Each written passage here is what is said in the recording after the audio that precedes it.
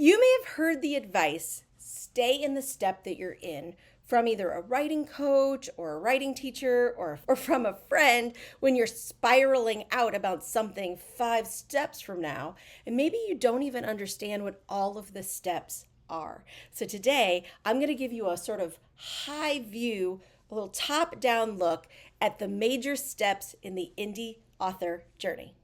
Hi, my name is Jennifer Gregson. I am a YA indie author, professional formatter, and VA for indie authors like you, who's here to help make the indie author journey a little less stressful and a lot more fun. Okay, so let's just dive right in. Step 1 is the visioning stage. This is the pre-writing stage. This is the thinking, the planning, the brainstorming. This is when you start playing the what if game. What if X character did Y? What if I set this book on a different planet than Earth? What if, right? That's my favorite game as a writer. You may have a different way of brainstorming. It's when you start scribbling down ideas and thoughts and you sort of just spend a week, 2, a month. I love the brainstorming phase, but it's where you really dive into what you want your book to be about. And then that leads into phase 2, which I call pre-writing. That's when you take your brainstorming and you start mind mapping, you start outlining. Even if you're a pantser, you're doing some sort of culling of ideas before you start to write. That's the pre-writing stage.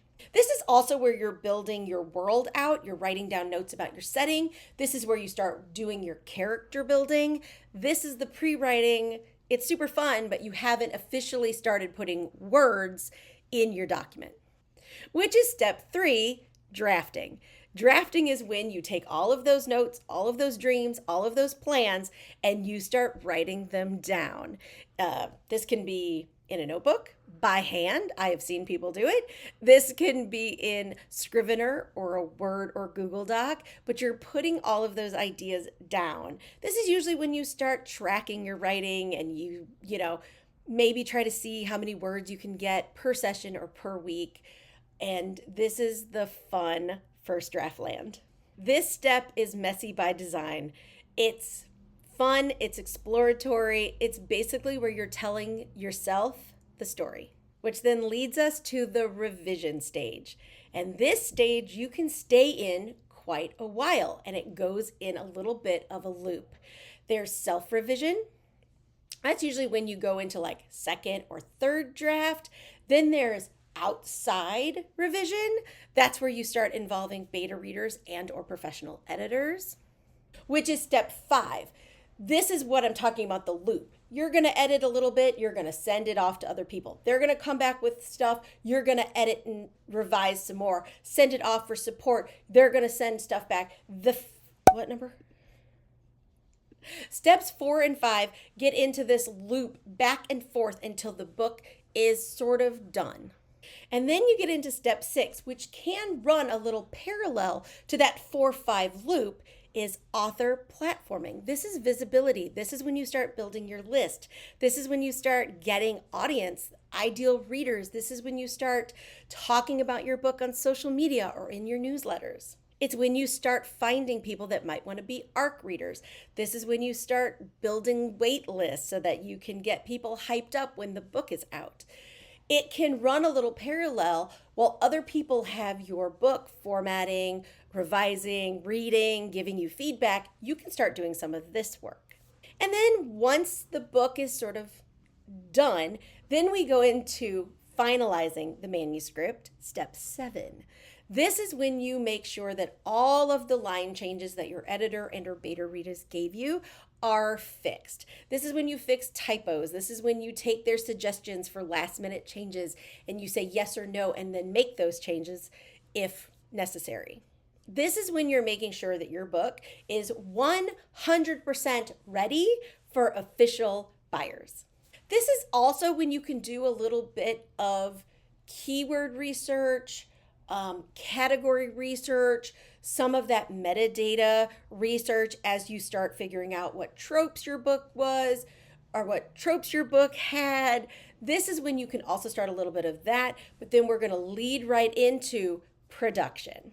Production is step 8. This is where you're going to format your book. This is where you're going to create your launch timeline.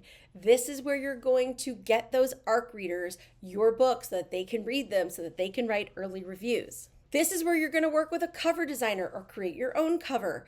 This is where you're going to work with marketing teams if you hire that out, or create your own marketing graphics.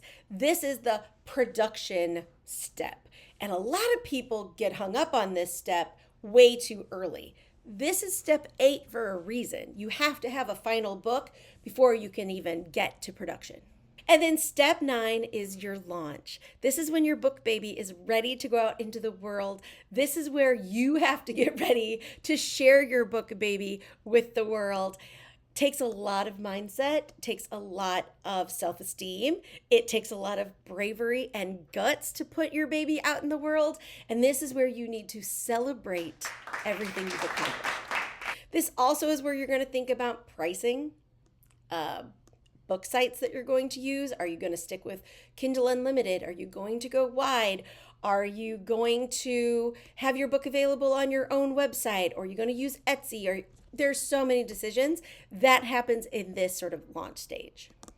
And then step 10, which I feel is a little bit ignored, is the post-launch reflection period.